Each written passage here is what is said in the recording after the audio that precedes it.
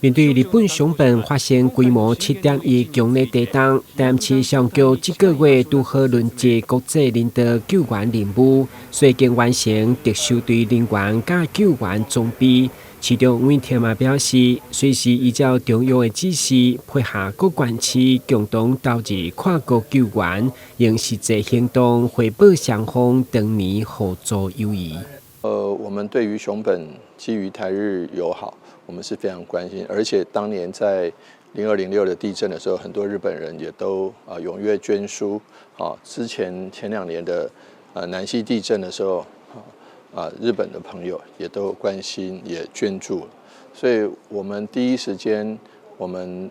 已經讓我們的消防局特搜隊已經整裝待發，只等這個對方的提出要求，或者是我們的消防署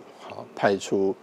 這個指令，我們就會馬上就登機進行第一時間的救援。那另外呢，我們對於友誼城市的關心慰問已經送達。那但是重要的是實質上的幫助，包括可能物資或者是這個援助，可能我們要看我們民眾這個的支持因為基本上我們都很跟他們互動來往密切，那我們也希望熊本那邊的災情不要擴大，那民眾生活盡速恢復正常。